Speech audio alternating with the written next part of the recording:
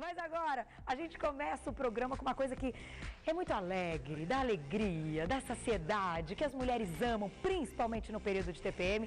E é difícil, sei que existem mulheres que não gostam de chocolate, mas eu acho que é bem difícil. Agora, vamos ficar ligadinhas, porque o que a gente vai falar agora é que o chocolate, comprovado, que ele realmente faz bem para a saúde e pode ajudar na atividade física. Olha que coisa boa! Vamos saber como consumi-lo moderadamente, de maneira correta, com o nosso convidado, nutricionista Felipe Donato. Carol. Seja bem-vindo mais uma vez. Obrigado. Que delícia de pauta. Olha isso aqui, gente. Chocolate. Vamos brincar. Hoje os meninos estão gostando. Porque que chocolate todo mundo adora.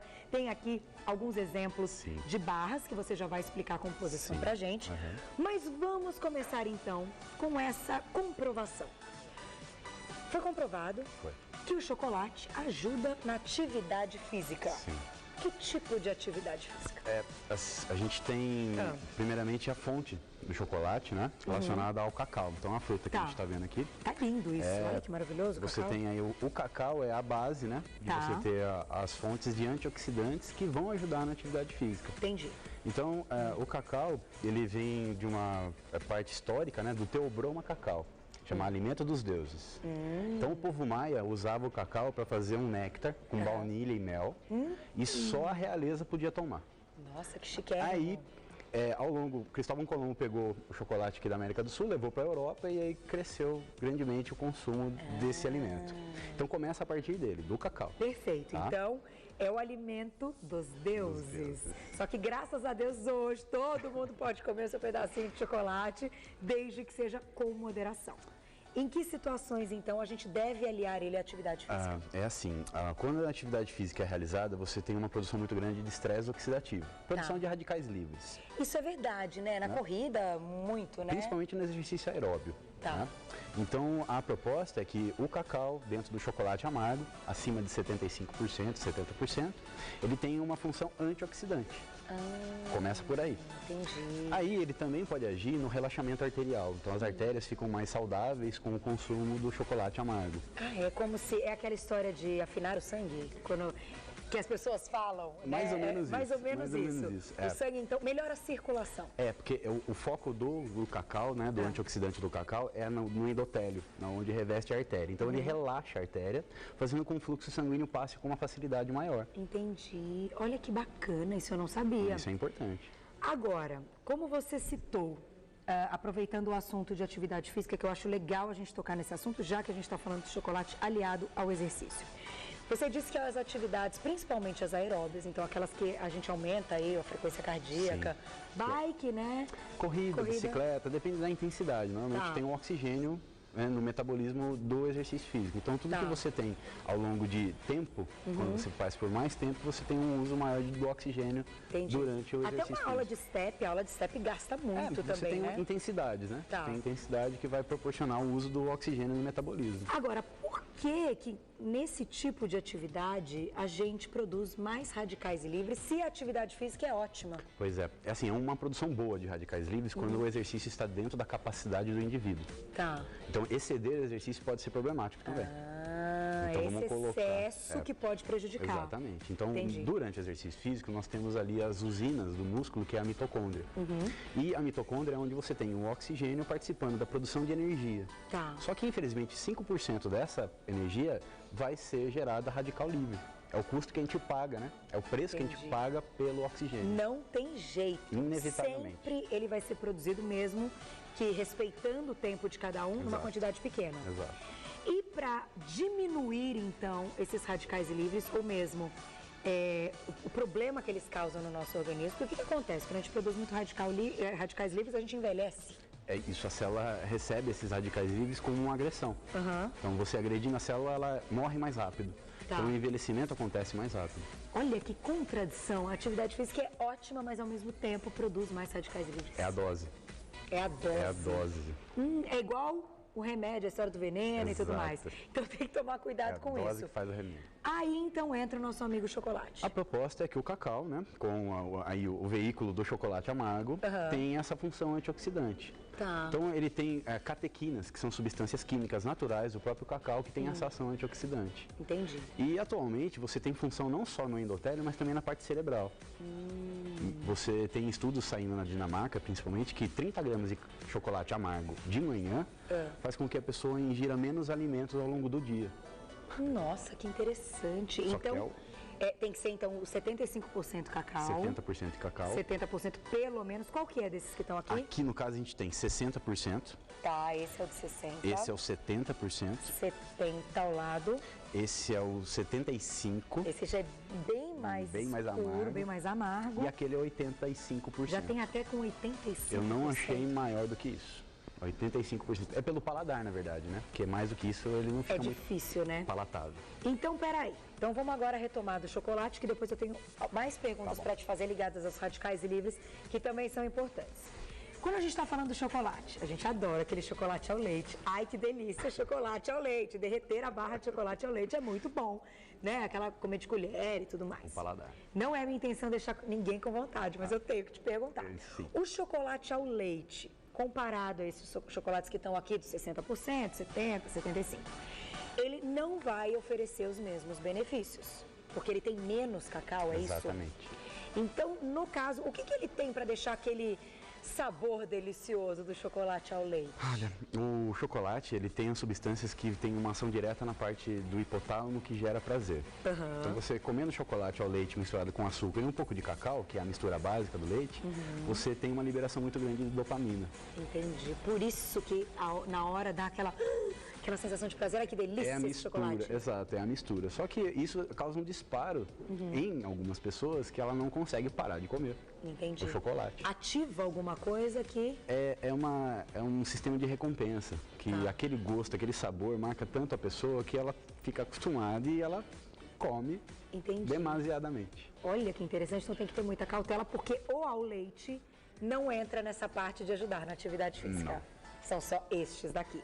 Eles, por terem mais cacau, eles têm menos gordura ou isso não tem nada a ver? Isso é importante salientar, porque às vezes a qualidade do chocolate está relacionada à fonte do cacau usado. Certo. Então assim, quanto mais cacau puro, que é o que a gente vê aqui no pó, usado no chocolate, mais caro teoricamente ele fica e mais antioxidante ele fica. Certo. E o sabor? É melhor? É bem reduzido em relação ao chocolate ao leite. Tá, ele é mais amarguinho. É um paladar diferenciado. Agora, o que acontece? Tem algumas empresas que colocam um componente chamado compound. Seria uma mistura de manteiga de cacau e açúcar, que entra no lugar do cacau. Então, você tem uma redução da qualidade do chocolate. E isso é ruim, Isso é ruim. Tá. Isso é ruim. E isso em alguns chocolates, mesmo com porcentagem alta, quando eles dizem de cacau, pode ter esse... Pode ter uma mistura de gordura, manteiga de cacau. Uma pegadinha, eu diria, uma pegadinha. É legal ler o rótulo. É bom, é importante ver a concentração do cacau, porque acima de 55% você começa a ter benefício para acostumar o paladar. Entendi. Aí você chega a 70%, que já é uma porcentagem que você tem o benefício de 30 gramas ao dia. Tá. É bom colocar isso. Já vamos continuar nossa pauta, eu vou dar um recadinho. E, na volta, além de continuar conversando sobre os radicais e livres, que estão diretamente ligados à atividade física e, no caso dos antioxidantes do chocolate, queria falar um pouquinho do leite contido no chocolate, que tem uma porcentagem maior de cacau. Se ele também interfere, tem na composição leite? Tem. A gente já vai falar sobre isso. Segura, segura. A gente volta a falar sobre chocolate, tá um perfume. Nossa, o perfume é bom demais, né, Carica? Quer um chocolatinho, Carioca? Esse pode, te dá um chocolatinho pro Carioca, é isso mesmo. Isso, a senhora tá com fome, não é verdade? Chocolatinho pro Carioca. Meninos, eu vou passar pra vocês também. Hoje, Toninho que tá estreando. Toninho querido, vou guardar a má pra você. Toninho querido que está estreando como câmera aqui. Que orgulho de você, Toninho. Seja bem-vindo. Deixa eu dar um chocolatinho pro Toninho também. Só um minutinho, meninos. Toninho merece, olha aqui, Toninho. Viu? Beijo pra você, está arrasando, querido. Bom, voltando a falar de chocolatinho, já que ele é muito bom, vamos retomar um pouquinho do leite.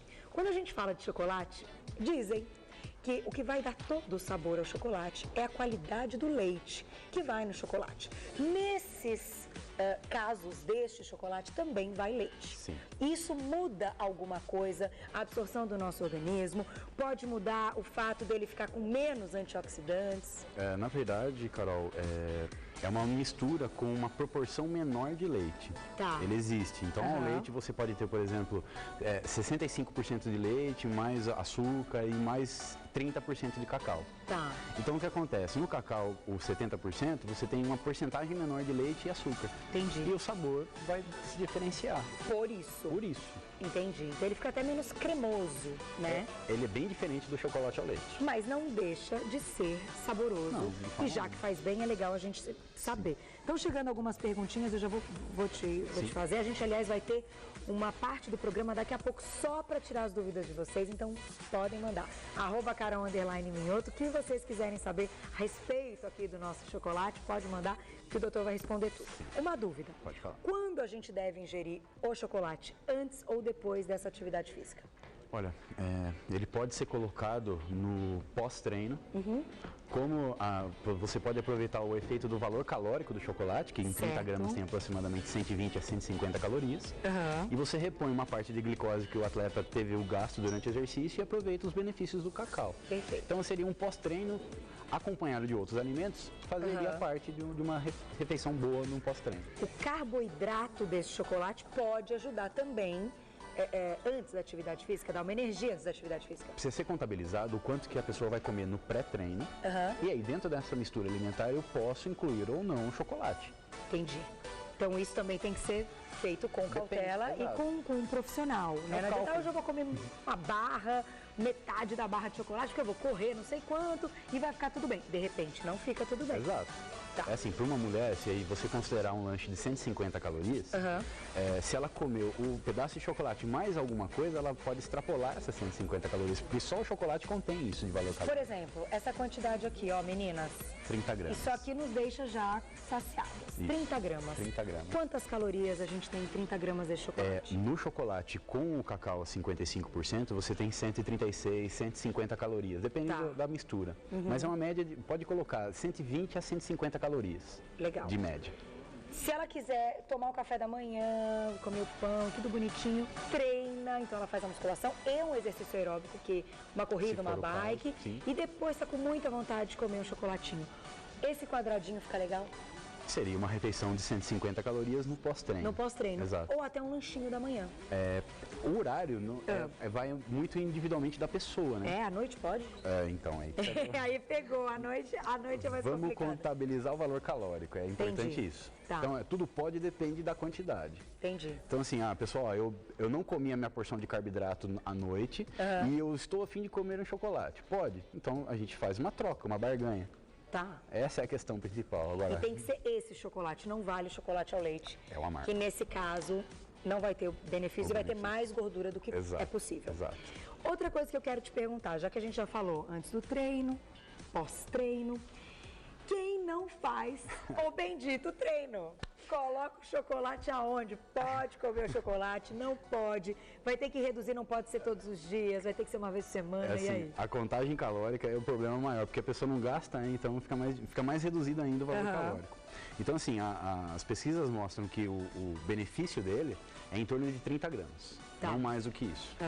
Então, dentro do valor calórico de um indivíduo sedentário, se ele tem o paladar de comer o chocolate amargo, ele pode ser utilizado como, por exemplo, uma sobremesa mais saudável do que o chocolate ao leite. Entendi. Mas é a dose que também é o problema, né? Então, a pessoa 30 gramas tem que se sentir satisfeita com isso. Comeu e passou. Exato. No caso das gestantes, vamos aproveitar este momento. É legal, é recomendado? Ou, já que é um momento que o engordar é mais fácil, e eu sinto assim, comeu, ficou. Não sai mais. Sabe aquela história? Não sai mais. Tem que pensar 2, 3, 10 vezes antes de comer. Carol, é como a gente sempre fala, o nutricionista ele pensa no valor calórico total. Então ele vai colocar em porcentagens a quantidade de carboidrato, proteína, lipídio. O quesito maior é que às vezes o chocolate pode ter gordura saturada. Tá. E aí, para uma gestante, a gente precisa ter uma qualidade melhor da gordura, a mono, um ômega 3, e às vezes a dose do chocolate pode extrapolar a quantidade de gordura saturada. Entendi. Então, a saturada é o problema. Por isso que é recomendado durante a gestação evitar doces. Exato. Qualquer doce, porque todos eles têm gordura saturada. Inevitavelmente sim.